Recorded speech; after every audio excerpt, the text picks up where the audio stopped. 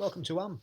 My name's Richard Conway, and this is the platform for age group multisport athletes to showcase their journeys.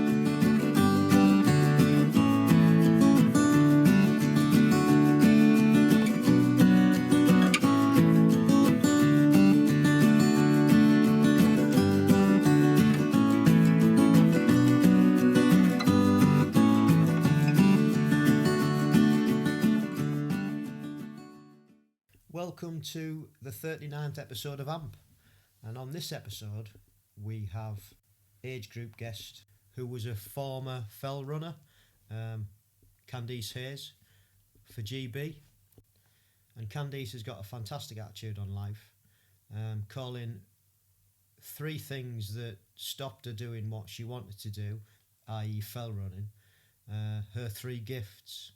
It's a really good story, really great journey, and she's took the negatives in her life and spun them round and made them positive.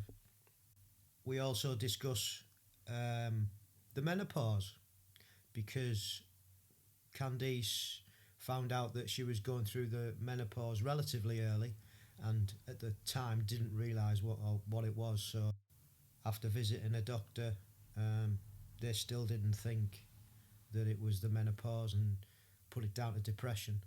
But having took a second opinion, it was diagnosed as the onset of menopause. So yeah, that's a really interesting topic, and I thank Candice for being quite candid about what she's going through now, and has been for some time, and hopefully it'll help somebody in the future who's listened to this and maybe going through the same thing. So that's coming up. Hope you enjoy it. Over the last couple of weeks, continuing with the Coach to 5K, I was back at the track on Saturday morning with WBC, my club, and it was nice to be running with people actually. Albeit I'm still doing the Couch to 5K sessions, but running with people just makes a massive difference, doesn't it? It's just makes it a lot easier, the time go quicker. So that was cool, enjoyed that. Decided to take up another Athletic AI plan. I've just plumped for one of the Olympic distance plans. It's about a 12-week plan, just because it'll give me something to do and aim for over the winter. And was in the pool the other day, got me form goggles on, just wanted to see what my pace was like, and when I was trying to continue to master this new stroke that I'm doing from the Ocean Walker Academy. And yeah, I was pleasantly surprised. Slow is fast, by the way. So I've found if I try to rush it, I'm slower, which is pretty much what you expect, I guess. So that was pretty cool. These goggles have also they've added workouts on them, so you can actually just download a workout that you want and it's there in front of you. So absolute game changer. If you haven't seen them, check them out. I'm not sponsored by them, by the way. I just think they're an absolute game changer, as I've said before on the podcast. Took a week out, and me and Mrs. C went up to the Lake District. Went cycling up in Grisdale Forest and kayaking on Windermere, and that was nice. We had a couple of really wet days, but other than that, it's beautiful up there, fantastic. And the funny thing was, where we were stopping in Hawks Head, the biggest town next to it is Ambleside, top of Lake Windermere, and we actually drove through Candice's village. Well, it must have been a dozen times at least, unknowingly. And yeah, when we found out on the podcast, that was quite funny. We could have done it live, but never mind. That's the way it goes. So yeah, we had a good time. Nice break up there, and been watching the cycling last weekend, the British National Championships, which were actually held in Lincolnshire. We were going to go over on Sunday morning and watch the road racing, but it was absolutely chucking it down, so we didn't bother. We just stopped at home and watched it on the TV in the comfort of our own home, which was quite nice. Great atmosphere, great crowds, and great racing. So credit to Lincolnshire. Been listening to a couple of podcasts this week as well. One's by twin brothers, The Happy Pair it's called, and they're pretty much food orientated. They've got their own fruit and veg shop, I think, over in Ireland, and they're trying to make fruit and veg sexy again. That's the premise. But they have all these different guests on their podcasts to do with lifestyle and food and wellness and well-being. And on the episode that I listened to, they spoke to an Australian vegan guru, I suppose. He's got his own podcast, and this guy's called Simon Hill, and he's got his own podcast, he's got his own website, he's wrote a book, he's got his own restaurant over in Australia called Eden over in Bondi Beach. And the second podcast that I was listening to was Helen Murray's The Tri Show, and she had ultra runner Lucy Bartholomew on, who has decided to go from ultra running that she's been really successful with since she started, and I think she was about 15 when she started, to have a go at an Ironman. And it's just a journey from actually being a pro runner and top of the game to, I think she's pretty much fell out of love with it a little bit, to trying to do an Ironman and what that entailed doing. And there's a couple of podcasts there to listen to. I found them really interesting.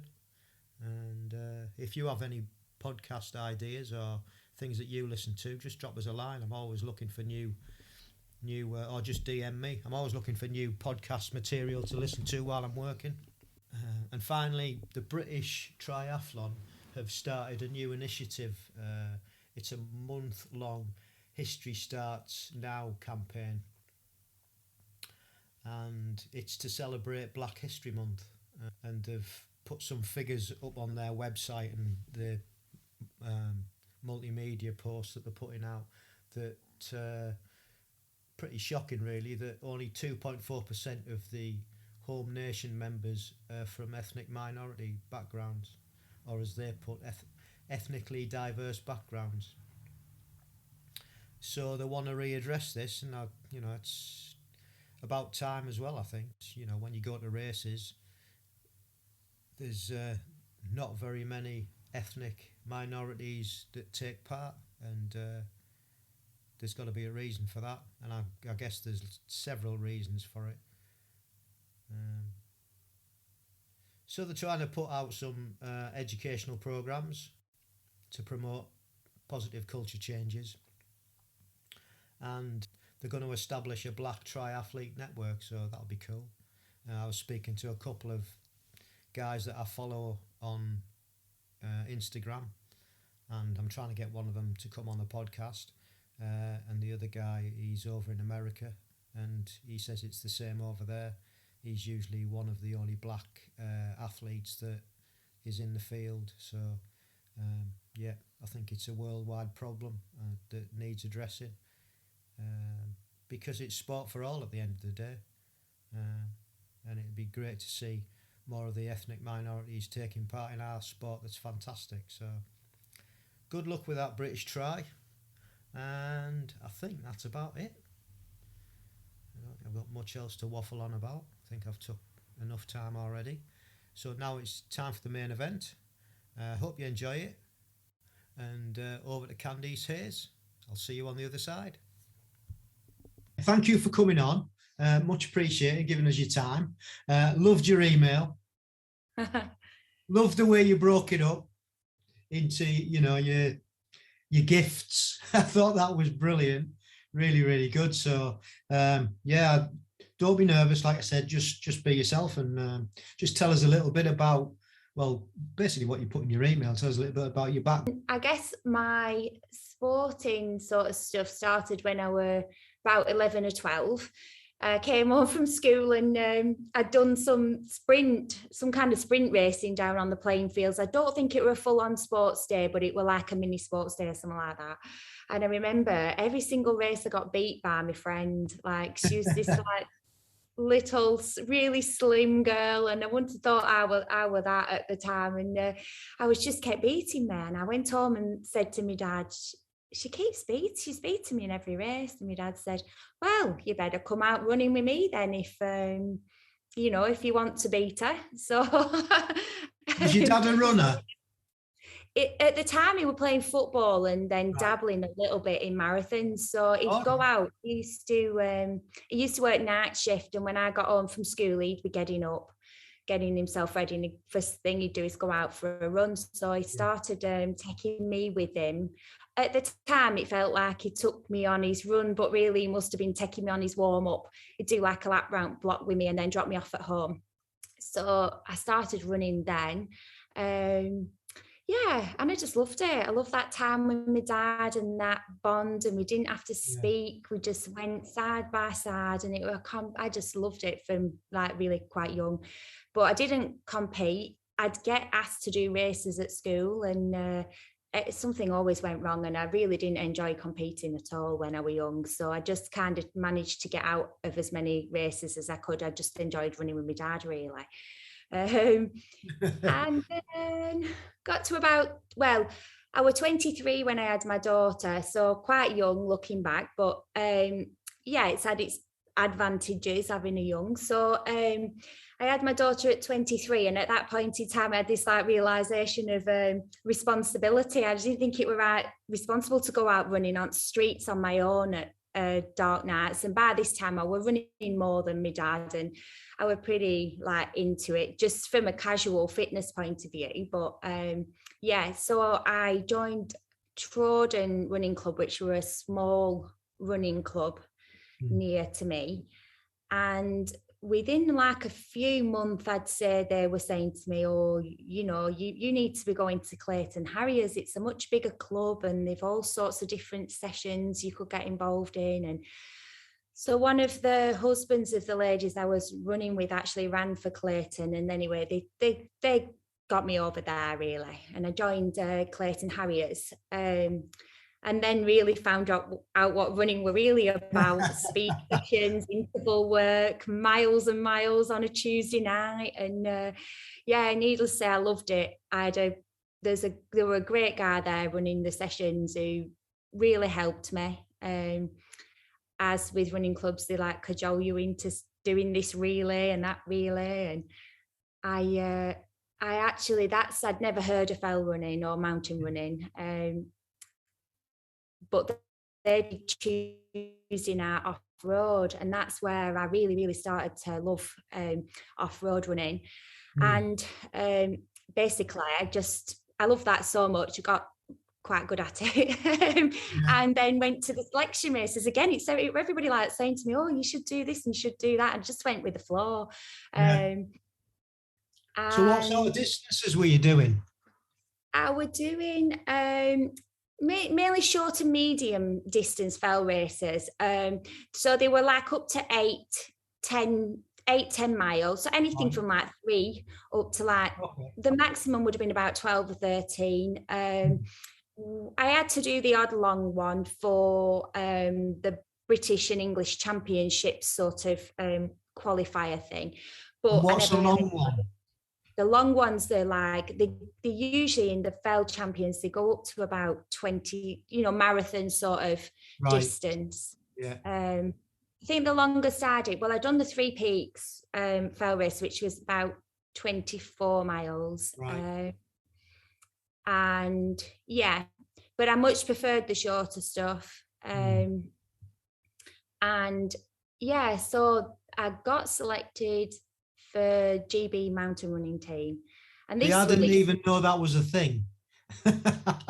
Well, neither did I until a few years before. Or like I'd seen this big hill on my doorstep, Pendle Hill, and I knew people walked up and down it. I'd done that, but I had no clue that you would actually be able to physically run up and down that, and maybe 2 or 3 times in a night. So So yeah, and then when they brought me up to the Lake District and showed me what real fell running were all about, I just blown away by the adventurous side of it, really, and the places you could go to and see. And that's rolled over into triathlon, all the stuff you can, all the different places you get to through racing. I found it incredible. So I was selected for the mountain running team. That would have been in about 2008. Before that, I had done the London Marathon as well, because I'd fairly got into the road running, but then sort of found this fell running thing, got into that. So about 2008, and I was just loving life, loving the off-road stuff. Never dreamed of doing anything else but running. Running were just, that were it really, it was my life and soul. And went to the European Championships in Germany.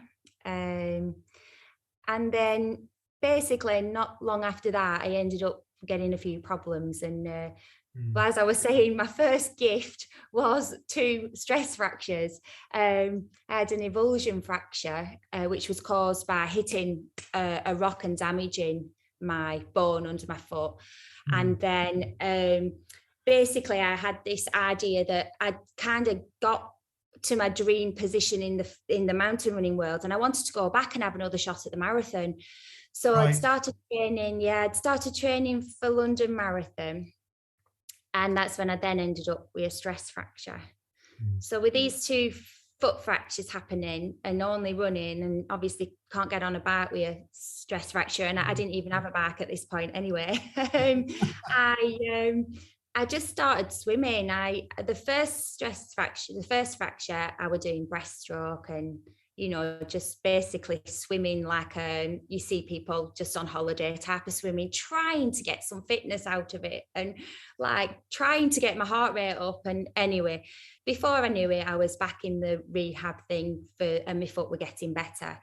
But then when it happened a second time and got the next stress fracture, which wasn't actually that long after, because I kind of went straight into the marathon training. And then, it wasn't too long before the next one happened. And I was so frustrated, and I thought, right, if this swimming thing and these injuries are going to be a thing, I'm going to actually need to learn to swim properly. So I was lucky because I had a friend who had been a national swimmer as a child. That helps. So I just asked her, she showed me how to swim front crawl. So she did the usual stuff, trying to, get the breathing technique right, really. Get my legs up in the water and my balance in the water a bit. And then basically just left me to it. And I did stick with it because I think I was so... I found it really rough being injured. So I just thought I need something for when I'm injured. And so I kept up the swimming, at least once a week, really. And so that was swimming. Started, weren't it? I'm trying to think so so we're doing the mountain running. Then so it was marathon training, stress fractures. Then after that, I think it was to do with the marathon training. Basically, I ended up with back problems as well. I just don't think I were built for running miles and miles. I got diagnosed then with a spondylolisthesis in my spine, which we don't really know how that happened, what caused it. Can you just explain a little bit about what that is? They don't know whether it came from an accident I had when I was a child and was exasperated by the running, like it all. So basically it's your vertebrae in your spine, they stack up obviously one on top of the other, and they're supposed to be all nice and neatly aligned. And with the spondylolisthesis, it means that the vertebrae have moved out of place, and I'm not 100% sure whether it's always that they move forwards, but mine had slipped forwards. So at first I was being diagnosed with like a bulging disc or a slip disc or whatever, but actually when I eventually got the MRI scan, it was the actual bone, and it had basically come forward out of place. And so the amount of miles I was trying to do running wise was just too much. It was the most miles I'd ever been doing. And yeah, basically I aggravated this condition in my spine. So I was mad on running. They're talking about operating and various things, but I have a good physio, and she kind of like said, let's see what we can do. So yeah, it was a long process, about 2 years really, where I actually couldn't even think about running. I could hardly sleep, never mind run. It was so painful. So eventually my husband bought me a Giant road bike, the brand Giant. It was a lovely blue one with really nice, like girly white handlebars and stuff. And so gift number 2 being the back problems got me the bike and got me cycling. And yeah, so that was when I started to do a bit of cycling. But I'm still thinking, oh, this is just so I can get back running. Yeah. And then we decided to, you know, a bit, I don't know, I kind of wanted to have adventures. I felt like I'd missed out a bit just through, I just felt like I was injured all the time. So we decided to go and try and climb Mont Blanc. We got this opportunity through a charity, and I was just like, wow. And I thought this was like a great thing. I was doing plenty of strength and conditioning and stuff leading up to it. That was all a new thing back then as well. It was all the core stuff. I remember planks hadn't very much been heard of in the running world, but everyone was planking and all that had just come about. So I was doing all this, and then we went up Mont Blanc, and then I'm carrying a big rucksack on my back daily and literally climbing up these rock faces and stuff. And my knees started to hurt. And I thought, ouch, well, it'll just be from, you know, doing something different again. So I wasn't panicking, but I definitely felt grating, like grumbly knees, let's put it that way. Anyway, I came back from from that and got back home from that, and the knees just got worse and worse. So I should have said the thing that sorted my back out in the end was that I had 2 injections in my spine. Right. That was much better. I come back with these knees, and I'm thinking, I'm determined. I'm thinking it's something or nothing. They're just a bit grumbly, you know. Anyway, cutting a long story short, they didn't get any better. I ended up going to see an orthopedic consultant, and the first one I saw, he said there was definitely something wrong with my right knee, and he did an arthroscopy and cleared it out. There was some like cartilage damage on the back of the kneecap, and there were bits of floaters in there. Probably, you know, it's quite common, and cleared it out, and that was a lot better. But I said, but what about my left knee? It's sort of, it feels like it's getting worse. And the right one was the worst when I first came to see you, but something wrong with this left one. And he said, oh, it won't be like your right one. Go and get some RT band treatment and work on your RT bands and strengthening up both of your knees. So I did, and I went at the strengthening work consistently, you know, like a good girl, wanting to get back running, still wanting to get back running. And then basically it didn't get any better. It just got worse and worse. It were absolutely excruciating. And I knew there was something wrong, badly wrong. So I went to see I got a second opinion, and the second surgeon just said the back of my kneecap was basically ruined now, and it had been ruined because it was the same as the other knee, and all the debris floating around in it had basically just, you know, aggravated each other until I basically got no cartilage left on the back of my kneecap. The good news was that the rest of my knees are in good nick. Doing fine. Doesn't that go to show that you should listen to your body, because you know your body more than anybody else? That first consultant, you know, got all the best will in the world, unless you get an X-ray or an MRI, they don't know. They're just guessing. aren't there? Exactly. But because it's your body, isn't it?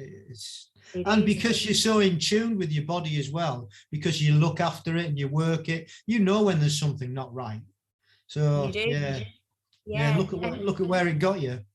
Yeah, and this were probably like, we're talking about, 6 months in between being told no, go and strengthen up and everything else. And you think to yourself, it is going to take a while to get strong, sort it out. Injuries, they don't take.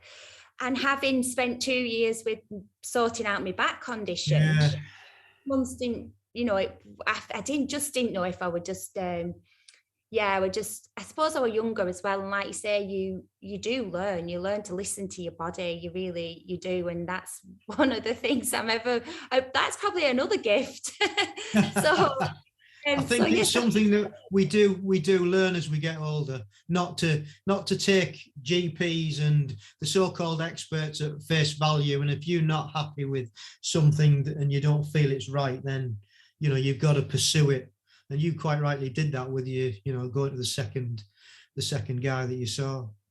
Yeah, and so he said, he can clear the broken bits out, and he could try. I can't remember the technical name for this, but he did something with my muscles on the outer side of my knee, and it was to try and help the kneecap start to track in the right alignment again, because it was kind of all out of alignment. And he said, he couldn't repair the damage. So after the surgery, I was like, so what about running again? And he just said, well, to be honest, he said, well, I've not seen anybody with your condition ever run again. He said, certainly not seriously. He said, but I have often seen people who defy all what I can see on the scans. He said, so if you want to try it, go and try. And I said, well, will I be doing myself any more damage? Because by this point, I'm beginning to seriously question whether, I love running and I don't want to let go of it, but I was beginning to question whether or not it was really seriously worth it, not just but for my mental health as well, because it was a constant roller coaster. Anyway, when he said I could try and I wasn't going to be doing any more damage to my body, I thought, right then, so off I went again. I was so blessed to have a physio who I'd known for quite a few years by now, and she's so supportive and really always wanting to try and help people achieve their own personal goals. And she said she would work with me long term. We knew it was going to be a long-term thing, and she said she'd be like, look after me long term. So I thought, right, well, let's see what happens then. So started trying to get back, when it took quite a while, but by this point I had my lovely Giant, my nice blue bag, and I was still swimming. I was walking. I'd bought a pair of rollerblades, and then I'd come across this thing called an elliptical. It's like a cross trainer, like is that what they call the ellipticals, the cross trainers in the gym, the ellipticals. It's like that, but it's got wheels on it. Yeah, and you actually can't use your arms on these ones. It's like a handlebar stood up, and then your feet are going like the elliptical in the gym. Yeah. And the thing about that was, because of my knees, on the cycling, I was limited because of the way that you, the sort of fuller circular motion that your knees having to go through. So it was less for the joint on this elliptical thing. So I was doing all that. Anyway, I started to think to myself, well, what can I do then? Still feel like I'm pretty fit, and then I thought, well, what about a sprint triathlon? And that's how it all started, really. That big long light bulb moment. Yeah, and the three things, the fractures, the knees and the back, that had all been the worst, they'd been pretty tough to deal with. I know that there's a lot worse things in life, but for me, at the time, they were pretty bad. But then now I look back on every single one of them as a gift. I think that's brilliant. Yeah, if it hadn't have been, then I wouldn't be doing triathlon. I wouldn't have had this like amazing time learning all these new stuff that you get to learn when you're a triathlete. Meeting all these just so many nice people, and I've got new friends. I've kept all my old friends, but I've got new friends, and so that's why the 3 gifts. And yes, so I did obviously get to do the sprint try. I started thinking sprint try because it was still painful to run. Like 3K was about the point where I started to think I want to go home. But eventually, with a lot of just taking everything really slowly, cracking on with physio really regularly, and eventually 5K became like a manageable, and I could start to look at all the different types of running again. I just have to avoid hills, really. There was not going to be no more running up mountains, that's for sure. Well, Upham's not too bad, it's coming down, which is bizarre, isn't it? Because you would think it would be up that would be the problem, but the downs are a lot worse. So I got basically, I did a couple of local ones. I suppose everybody starts local. Absolutely, and then I had. Did you know anybody that was doing tries already from because sometimes there's an overlap in running clubs, isn't there? You get the odd triathlete at a running club, and sometimes more than 1 or 2. At the time, I didn't know anybody from the running club, but what had happened is, from my running club, I had a friend who cycled, so I'd already made a new friend, and I was going out cycling with this girl called Molly, and we become really good friends. And then she just did triathlons. So she was talking to me one time about she was actually doing a duathlon. The guy she was doing it with she was telling me this guy had been selected for this age group GB squad. So that's how you came across it the first time. So my ears pricked up, and I said to Molly, "Oh, you're good enough to do that, Mol. Why don't you ever go? If you're running and cycling with this guy and he's got selected, why don't you ever go?" And anyway, that was just a conversation. But from me telling her to have a go, I suddenly thought, "Oh, why don't I have a go?" So I did. I looked it up, and I went to, it must have been Southport. Yeah, Southport was the closest. So I decided I'll put Southport on the diary and go and have a crack at that. I qualified. So that would have been for Dusseldorf, I think, if I'm getting my dates and everything right. I think that was for Dusseldorf. But in the build up to all this, I had started to manage to run. As long as I stayed on the flat, and I wasn't going adventurous, and I stayed on kind of relatively smooth surfaces, I was recovering all right with the knee. It was a pain that was consistent every time I went out, but it never got any worse. So I was getting used to it all with the knees.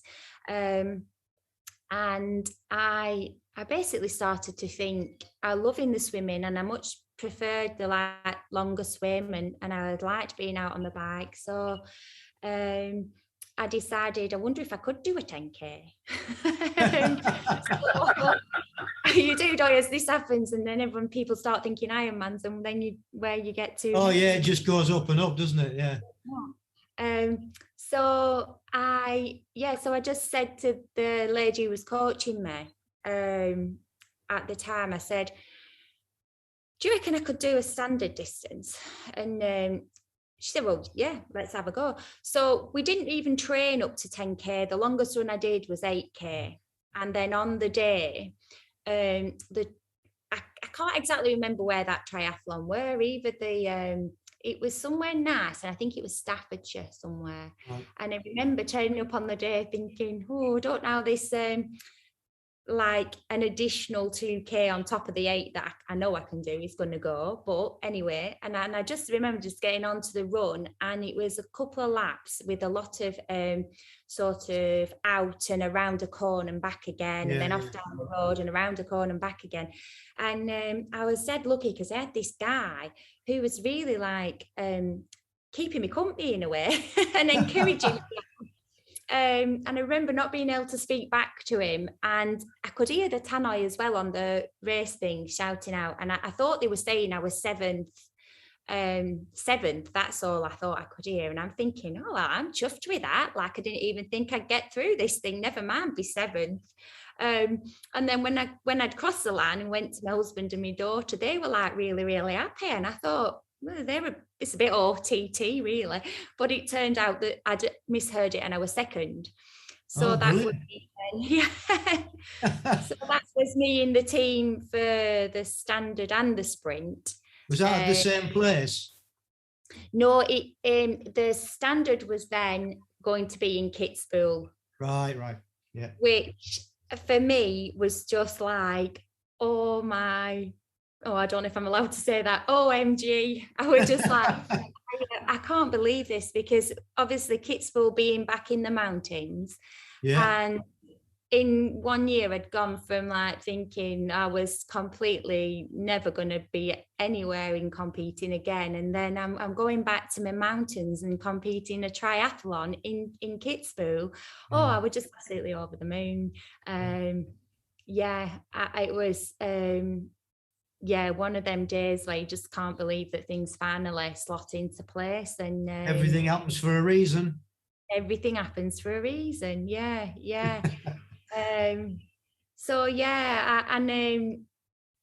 I guess, I still can't get over it really that it happened. But I've carried on, and every year I think the same thing. Can't believe I'm still so grateful really to have found sport. Yeah, that's fantastic. It is amazing. And when I read your email, how you'd broken it down and how all the different things I was going to say you couldn't write it, but you did write it because you put it in an email. But you know what I mean? It's like, it's just, wow, that's just fate, isn't it? Yeah. And I think I was 29 when I got into the mountain running team as a fell runner, which like it's fairly old to have. I didn't really start racing until I was 24. So to then be 39 and it's like going around full circle and you're doing a new sport. I did feel like it's not just about growing up like physically, but mentally it's done me so much good. Because learning how to see things that often at the time feel like a long time, like you think, I'm injured, it's been 6 weeks or it's been 8 weeks, and then I started to, it gave me a real good perspective on time, in that you can have 10 years or 8 years or however long where it doesn't look like it's going so good, but if you kind of know what you love doing and what you want to do really, then, and keep your eyes open, then you really never know what's around the corner, and what good might come. I mean, like I said, I ended up buying roller skates and an elliptical and various stuff because I didn't really know where I were going. Yeah. But I think that the tenacity that you've got as well, and you're not frightened to learn new things. Like you learn to swim, like a lot of us do when we go into this multi-sport lark. You learn to ride a bike. You know what I mean? See, none of that phased you, and all that mentally has like made you stronger. Although you don't think about it at the time because you're just going through it and you're just doing these things to help you stay fit. But actually, if you step back and have a look at the bigger picture, you know, you've actually gone and done that, whereas you could have easily just said, oh, well, I'll just wait till my leg's better and then I'll start again. But you didn't. And that, again, it's sort of like these things happen for a reason, don't they? You got yourself swimming, something else happened, you got yourself a bike, something else happened. Oh, can I put these three things together? light bulb moment, like we said. And yeah, it's just a brilliant story, brilliant way that you've done it, and the tenacity, like I said, that you've not let go of that dream of doing it's just brilliant. And if this doesn't inspire people, then I don't know what will. Yeah, I'd always say like injuries don't like they're annoying and they make life look dismal and dark. But some injuries you can't come back from. But so unfortunately some people don't. But my thing there would be, but what can we do? What can you do? What can you do? I couldn't do all the things I wanted to do that all my friends were doing. I couldn't do anymore. I mean, I still don't go running up hills very often with friends. I very rarely even walk up them because now I think, oh, well, I've got things to do with the triathlons the next couple of days. I don't really want to have sore knees for 2 weeks. Well, the other thing is it's preservation, isn't it? It is, yeah. I was just thinking of a girl who I follow on Instagram, and she's been on lots of different podcasts. She's not been on mine. I don't know whether you've seen her on Instagram, Claire Danson, who was a triathlete. Yeah, I mean, her story is just like, look, if you think you can't do something because you're injured, just look at what that girl's been through, and now what she's doing. She's amazing. This was one of the things with me. I have a friend who's a Paralympic athlete. He has one arm, and the things he's had to overcome because of that, it made me think when I was struggling with my knees, and I'm realizing actually it's just a small part of my knees as well. And okay, it's not a fixable part. They can't go in and fix it very easily. But there's Paralympic athletes out there without legs and arms. And arms and the swimming, everything, and exactly. They're just so impressive. It's just so inspirational. And you do. I look at Mark as well. He's a good friend, and he helped me so much when I was running as well. And I did think to myself, well, if all these people can get to the Olympics, like surely there's something I can do. And at the time, I had no idea what it would be that ignite that fire inside me again. Because I think that's the thing when you competing, there's like a passion and a drive, and if you lose the one thing that you're really passionate about and you really love, it's not easy to go on that journey to find something else. And I think as individual sports, the swim and the bike, I wasn't feeling it when I was doing them separately, but then when you put them all together and you can tag that little bit of running on, just felt like the perfect balance, really. Yeah, well, it obviously was because of the success that you've had. So brilliant. So one of the other questions was, I noticed that you said that you were coached. How long have you been coached, and are you still coached?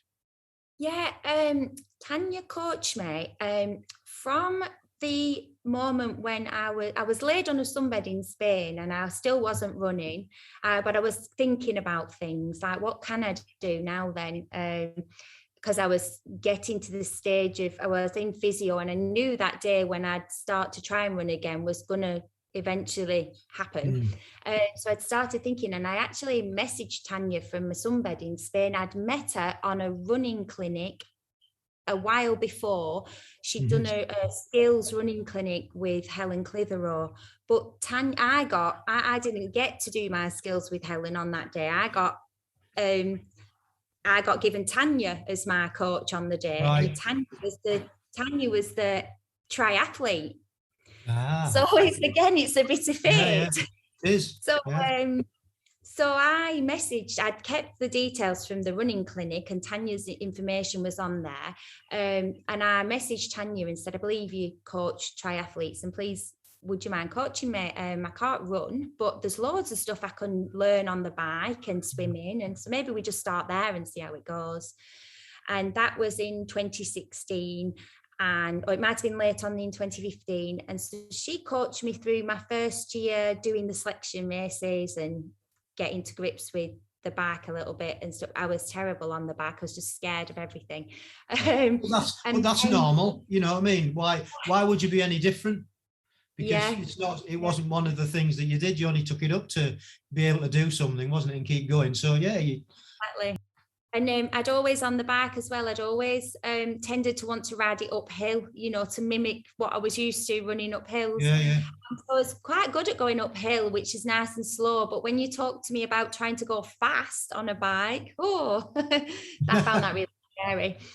So I'm grateful that some of the races, you don't even really have many hills in them. You can stay on the flat and so one less thing to worry about descending. Yeah. You don't always have to worry about that.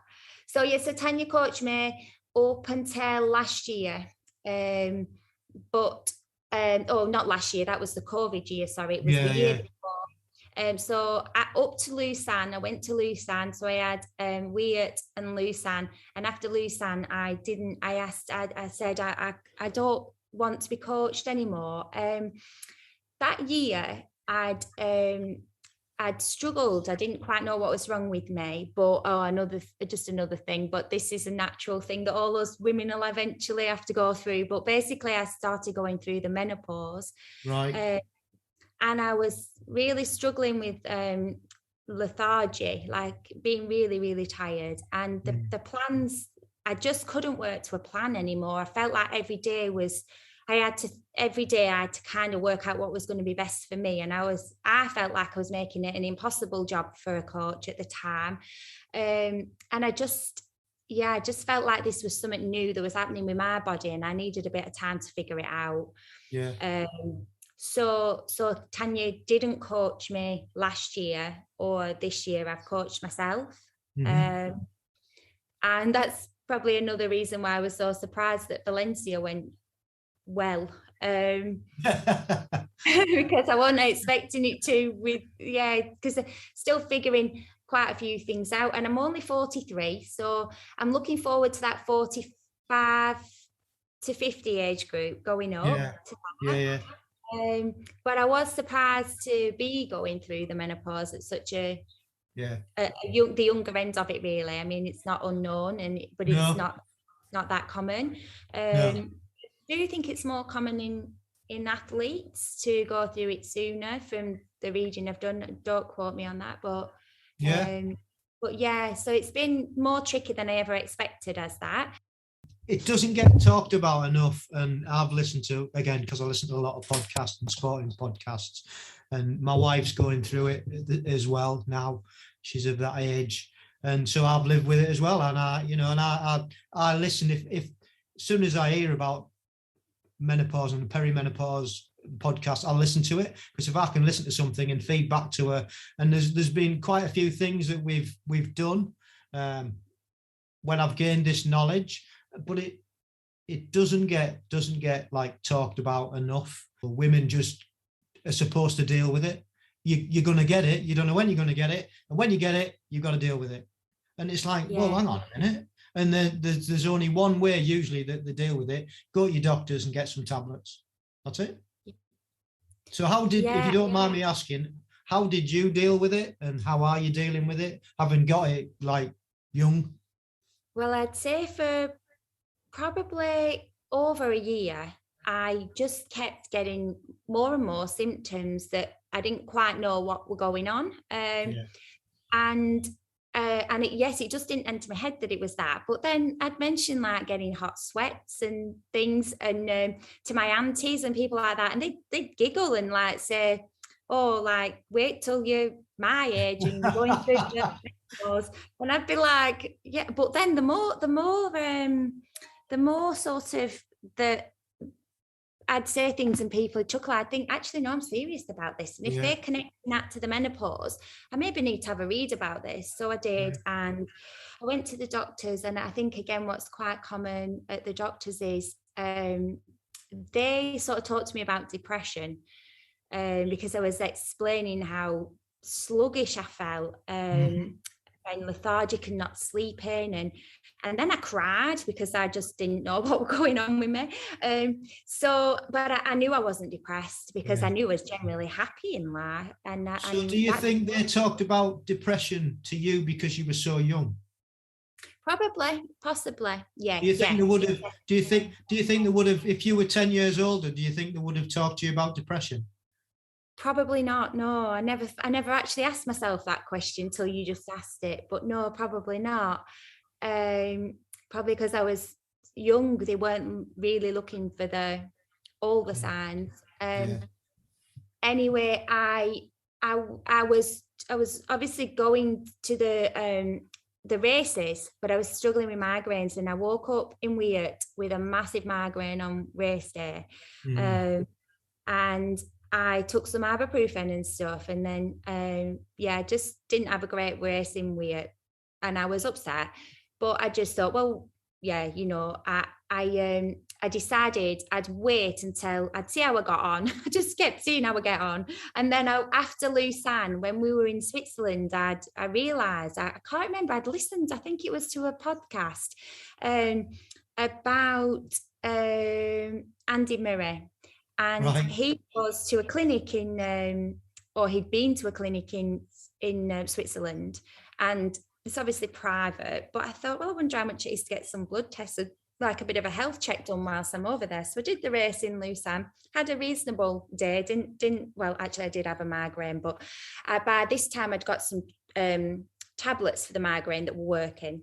So I went and after the race, I went to this clinic and they did like just a full body check really, and some bloods on me. And again, mentioned the depression. And I was actually starting to wonder. The thing is, right, here's a question for you. You said you didn't feel depressed, but how do you know if you've never been depressed? well, that was it, you see. I did actually... I did start to wonder. Yeah, I bet. Yeah, I don't know. I just, we were saying earlier about with knees, and as you go along, you learn not to just listen to everybody. I think maybe, anyway, they did the blood test and it came back and it was unequivocally like perimenopause or whatever they call it. Yeah, but basically, perimenopause, yeah, my hormone levels were so very, very low, and he just said, yeah, it's definitely that. No question. And I came back to the UK, and he did actually advise me to get some HRT with being younger. So that's what I actually did. And I must admit, I started the HRT, and I started it on a Friday, and I know this because I remember my training pattern at the time, and it was a Friday, and I had a massive migraine again on the Saturday morning, and carried out obviously taking the tablets they'd given me. And then I went swimming on the Tuesday, and I woke up on the Tuesday morning and I just felt like somebody had turned the lights back on. I do not know how else to explain it, but it was like something had switched back on inside me. And I went to the swimming pool, and all my friends who I swam with were there, and they did the usual good mornings. And I said good morning, and I smiled, but I smiled from the inside out. Rather than me smiling from the outside to try and look happy to everybody, when really inside I was absolutely knackered and probably didn't want to be there, and I dragged myself out of bed and drunk 3 espresso coffees. But that Tuesday morning I actually smiled again and felt something had changed inside me. So yeah, I that then it's got easier. There's still been ups and downs and changes, because I think your levels are always changing, and you're obviously going through something, so it's going to be a journey. It left me wondering whether or not I could cope with the big events anymore, just mentally not knowing how, being out of control with what might happen on the day. But then I thought, well, there's none of us really in complete control of what happens on race days. No. And we all feel just from a sporting point of view, without going through the menopause, just when you're on that start line, you're all over the place, aren't you? Anyway, so it must have been for you. It must have been 100 times worse, before you got sorted out. So yes, yeah. And even now, it's not sorted out. I don't see that it can be really, but as go through But I those mean, it's better, isn't it? When I say sorted out, obviously it's never sorted out, is it? Because it's fluctuated from personal experience with my wife. You know, she can go, and because she's not on HRT, she takes these herbal tablets instead, and she can be up and down, you know, from sweats for a few weeks and then nothing. You know what I mean? So yeah, that was a wrong expression from me. No, don't be sorry. It's fine.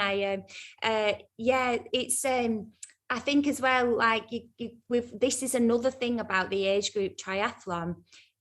All through your life, you're experiencing different things, and I feel actually lucky because I know there is people experiencing things a lot worse.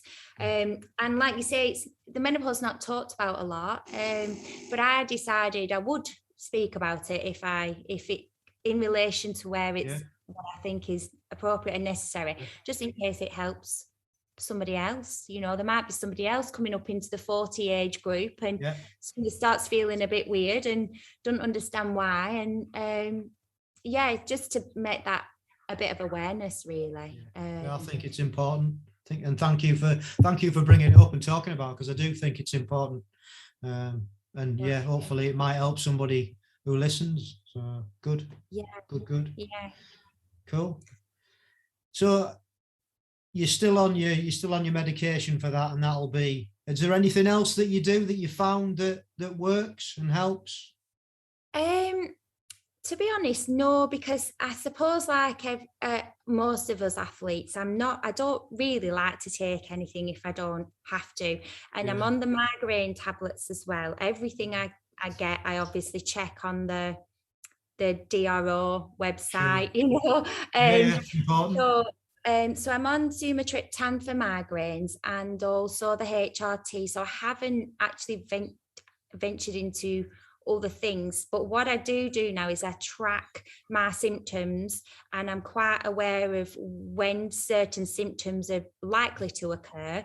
So for instance, before Valencia race, about 4 weeks before, I sort of plotted out what I'd been seeing consistently in the weeks before, and I'm sort of like looking at this sort of cycle of symptoms and what my race day might contain, and therefore if there's anything I can do to manage those symptoms. So this time, for instance, I had a lot more rest in the few days than I've ever had in previous races. So, and also because I don't sleep well at sometimes again, so that was another factor really. I knew it was going to be around the time where I don't sleep well, so I could sort of plan ahead for that. So for me, it's just about being a bit more prepared about how I might feel and how it might affect me, and then accepting it and sort of, if you can't deal with it, you can't do anything about it, well, you can't. And you can, you do. So I'm pretty reliant on just the HRT, the help it's given me, and then basically if a migraine starts, just getting the sumatriptan in me. So I sound like I'm plugging drugs here. I was going to add to that what we looked at and was magnesium foot cream, because you know you're talking about having issues about sleeping. So we got some magnesium foot cream, and well, I use it now as well, and that's really supposed to help sleep. So that might be something that you want to look at. Yeah, definitely. Thank you for that. Yeah, I'll definitely have a look into that. Yeah. Because my wife, she was struggling to sleep and still does occasionally, but that when she puts that on, that seems to help. Another thing that we don't do, but I got my friends to buy because they were struggling to sleep, was a weighted blanket. Oh, lovely. I've seen these things. Yeah, they actually work. Apparently, like I say, I haven't got one and we don't have one, but apparently our best friends, they got one because they were really struggling, and she's also going through the menopause, and they got one and they swear by it. So I don't know whether that may help as well. A couple of things there for you to have a think about. Yeah, thank you. Yeah, like with everything really related to triathlon and sport. It's really good to, that's what I've really found as well about the triathlon community. Everybody's really helpful on all levels, like training, and I think as well with the age group thing as well, you can be quite close in age to somebody, but not necessarily competing with them. Yeah. So you can actually strike up some really good relationships and be really helpful to each other, which is I found is quite unique really to triathlon. Yeah, I think there's a lot of unique things about triathlon, but that's definitely one of them. Yeah. Great. Well, that's fantastic. We'll move on now to the quick fire questions. Well, there might be quick fire, there might not be. You've already answered one of them about whether you coached or not, and you were and you're not. So that one's out of the way. What's your favourite bit of kit? My favourite bit of kit, right? Well, my summer favourite bit of kit is my Garmin watch. Yeah. What Garmin have you got? I have the Phoenix 5. Right. Yeah. Popular choice. Yeah. I must say I'd really like a 6, but got to hang on a little while. Need to just wait for this one to get a bit more use out of it. Yeah. And then in winter, last year I got the Wahoo Kicker, the indoor frame thing. Oh Lord, I am so grateful that I've got that for this coming winter, because last winter it was amazing, and especially living in the lakes and the roads aren't great on the back lanes and stuff. Sketchy. That's a sketchy bit of road between Hawkshead and Ambleside, that's for sure. It was yeah, well, it was really wet, wasn't it? Really, we had a hell of a lot of rain while we were over there, but just in one day actually, and the roads were flooded. So yeah, you get really beautiful, obviously, days and things where the cycling up here is magnificent, but then you obviously get the opposite end as well. And the road surfaces are not great.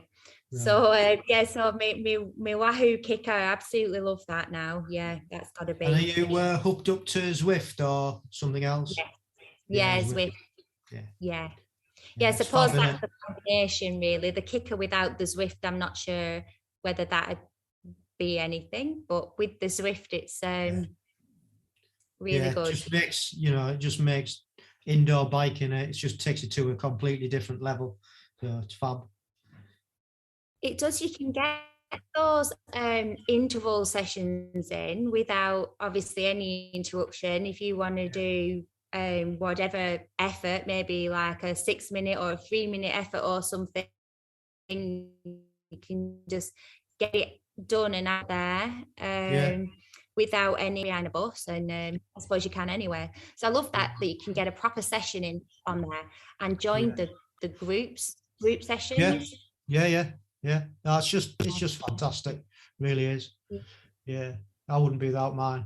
I use it a lot. I use it in the summer as well, to be fair, for things like you just said, that I wouldn't go and do intervals outside, but I do them on the Kicker and on Zwift. So yeah, it's really good. It's one of my favorite things. Right, next question is, what tools or books or podcasts or any other resources would you recommend for people who are listening that you use? Anything about other athletes. So like at the moment, I've just bought Alistair Brownlee's new book, Relentless. Oh yeah. You're the second person who said about that. Yeah, I've bought that. I also really like books. I'm a bit of a mindfulness. I like my mindfulness stuff. Anything about sort of brain training and positivity, a bit of NLP and things like that. So I always go for the podcast where the Joe Wicks one, for example, he's interviewed some celebrities and stuff recently, and his podcast is really good because obviously he's very into his health and fitness, and anything I think really where the dialogue is about keeping your mind and your body in sound form, because I really do think it's great fun keeping fit physically, but it's so important that we keep our heads strong and happy as well. There's a lot of pressures and stress and things on people these days, and just like a bit of positivity, really. Cool. Fern Potter, Happy Place. I listened to that for the podcast, and obviously, like these ones that you're doing, they're all going to be incredible inspirational stories. I'll go through all of them, I'm absolutely sure. Yeah, cool. Thank you. Yeah. Okay. Next one is, what advice would you give to new triathletes or triathletes wanting to get into age group? Yeah, this is I think I'd say definitely go for it. Definitely give it a try. Get yourself to the selection races. Get familiar first by doing a few local races or whatever. Don't forget about working on those transitions, because it's really important. You can make up a lot of time in transition or if you lose time in transition, it's a lot harder to make it up when you're running or whatever. And I'd say try and be specific.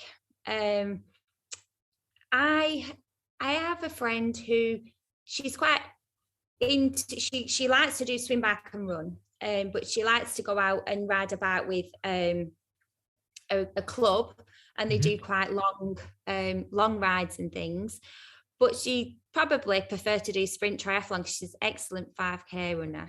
And then she asked me some questions about fitting in the training and the amount of time the training on the bike takes.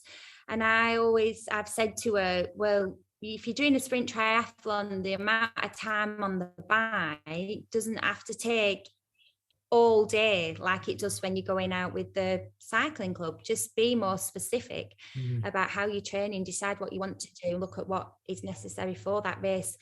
You've got the 3 sports and the transitions to work on, not just about your fitness, it's all about the techniques as well and the skills involved in the cycling and the swimming. So I think being specific and focused on what your event is to be is the advice I give them. Yeah, I think that's a brilliant answer, because you don't need to do a lot of training, but it's different training. If you're doing a sprint triathlon, it doesn't have to be long, but it's got to be, like you just said, it's got to be specific, and that goes right the way from sprint triathlon up to ultra. You've got to train for what you're going to race, haven't you, really? And that's brilliant. Yeah, really good answer. Really good answer. Yeah. And I think our final question is going to be, what are your short-term and long-term goals? And at that point, I'm just going to put a light on because I've realised how dark it is in this room. There we go. Short-term, I'm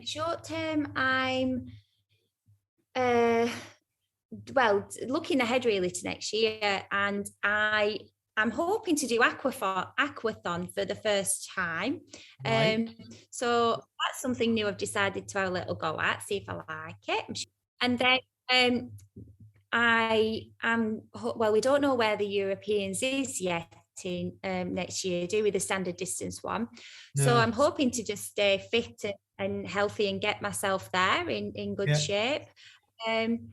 And then after next year, I go up an age group. Right. So I'm looking forward to that, really. I don't know why, but well, I think generally the reason is that you're the youngest then in that age group, aren't you? So theoretically, and it never works out like this, you think that you've got an advantage over the older ones, but exactly. It's all relative, theoretically.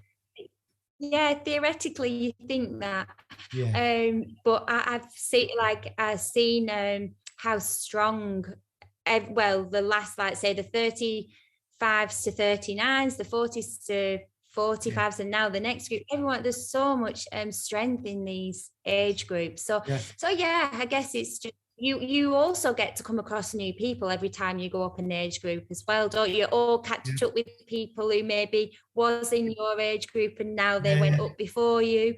Maybe seeing some familiar faces I missed out on for a couple of years. And so I'm looking forward to that. And I'd probably, because I won't have done the World Championships, and so next year I might try again to maybe get selected for the Worlds for 2023. But yeah, next year it'll be the Europeans, and trying the aquathon just for some different, because I wasn't quite aware that these things existed at the age group GB level. But when I did become aware of it, like you say, I thought I could probably just go with my two favourite things and see how that works out. Well, that's the thing, isn't it? It's we had Nikki Dick on, who's involved in the GB setup, and these things aren't public knowledge, if you like. Nobody, unless you're involved in multi-sport, nobody really knows about an aqua bike or an aquathon or a duathlon. Everybody knows about triathlons because basically that's what's on the telly and that's what the Brownlees have done, and it's an Olympic sport. And but the other things, they're just as valid, but they just need more. They need more publicity, so you get a broader audience, and you get people who don't like running or don't like duathlon, they don't like swimming, or they can't swim. You know what I mean? So I think it's promoting things that are available to everybody, isn't it? So we can all have a go. Yes, yeah. And that's the other one, duathlon. I did one of those for the first time this year, so I'm hoping to do, I think from what I've heard, quite a few triathletes use them for good training. So I'm hoping to do a couple of duathlons locally as well, sort of soon, and then early on next year, early season next year. So I suppose it's just dabbling again and trying to keep consistent with the triathlons, but having a look at what else might be fun. Cool. Well, I think that's a great place to finish. Thanks, Rich. Really nice to talk to you. Thank you ever so much again for coming on, and it's been lovely to meet you. What a great story Candice has, and love the way she's put a spin on it to make injuries into gifts, and the whole way that she came about getting into tri is it's just looks like fate, doesn't it? So hope you enjoyed that one. Really enjoyed speaking to Candice, and good luck with everything that you do in the future. So on to our lifestyle hack, and this episode we're looking at HRV, or heart rate variability, and that basically means it's the variability between your heartbeats, and it measures the activity of the autonomic nervous system in response to stress, basically. And it's the autonomic nervous system which pretty much works to keep everything in balance. HRV score that you can get if you take it every day over a period of time shows you whether you need to rest or whether you're okay to go and do that HIIT workout or the stressful workout. And it's just a guide, basically, another guide. And I've been doing it for, I heard a podcast on it, surprise, surprise. I downloaded the app and I've been doing it ever since. So it's been, I don't know, well over a year, I would say, maybe 2 years now. And it's dead simple. You put it on your phone, you turn the app on, it says, do you want to take a reading? You put your finger, your index finger over the light or the camera, which shines a light onto your finger, and it takes a reading. And it's as simple as that. And then it's basically the reading will tell you whether you should proceed with your current workout or whether you need to back off intensity because your reading's not very good. And I didn't realise until I started researching it a bit more for this section, that it uses something called, let me get this right, photoplethysmography. Yeah, I had no idea what that was.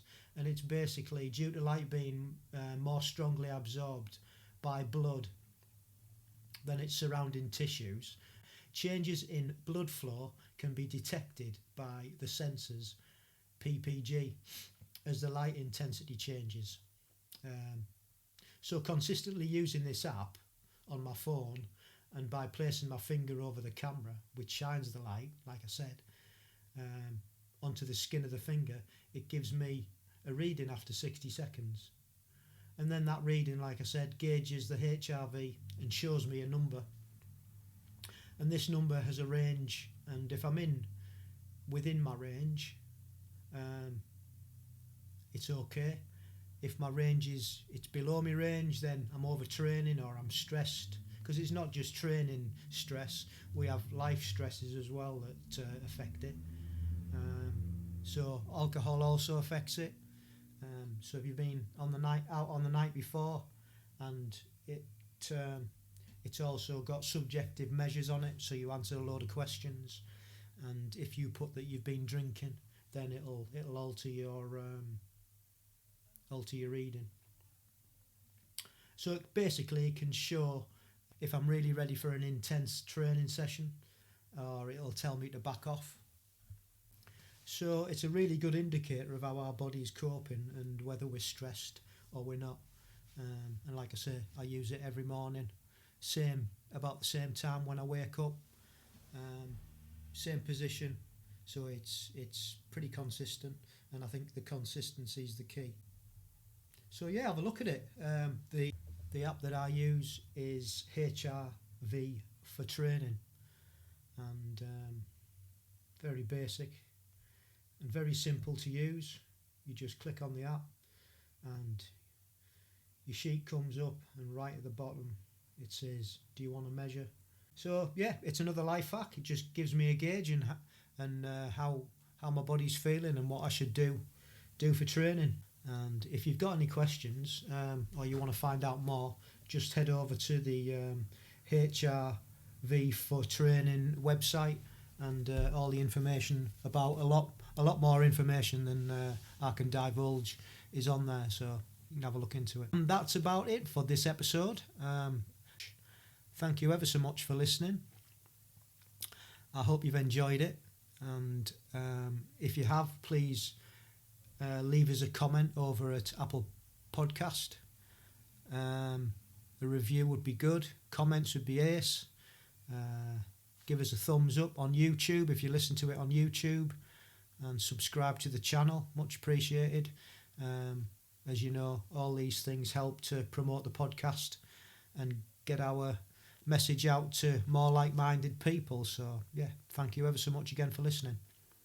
And if you want to get in touch, you can get in touch through our email address, which is agegroupmultisportpodcast@gmail.com.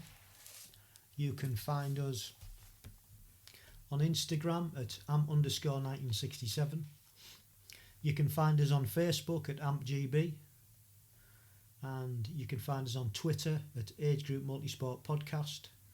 Our YouTube channel is ampgb, and if you want to listen to the podcasts on our website, it is agegroupmultisportpodcast.buzzsprout.com. And thank you again, and we'll see you next time. And don't forget, stay safe, keep training, and love the process.